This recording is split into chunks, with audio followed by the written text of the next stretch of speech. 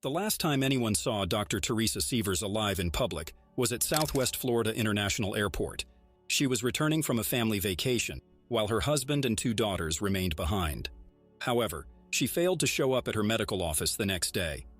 Hours later, a neighbor, sent by her husband, discovered her lifeless body in the kitchen, brutally beaten with a hammer.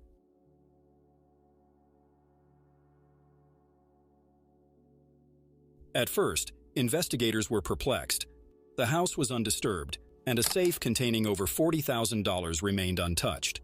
This suggested that burglary wasn't the primary motive for the crime. Moreover, Dr. Sievers' husband, Mark Sievers, was out of state with their daughters at the time of the murder, eliminating the possibility of family involvement. In the early stages of the investigation, there were misleading clues that Dr. Sievers was a practitioner of holistic medicine. Some online conspiracy theories linked her case to 2 other holistic doctors in Florida who had been murdered that same month. Local media speculated about the existence of a serial killer targeting holistic medicine practitioners, but this lead didn't yield any results.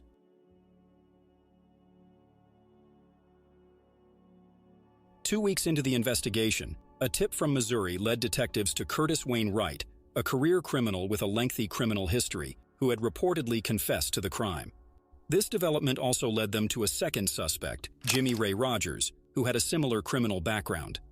Initially, both men denied involvement, but their movements were tracked using GPS data from a rental car they had borrowed, proving their presence in Bonita Springs around the time of the murder.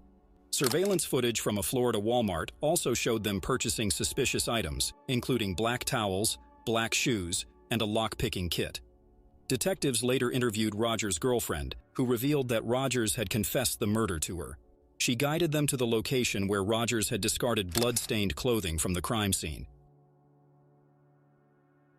Jimmy Ray Rodgers was found guilty of second-degree murder and received a life sentence.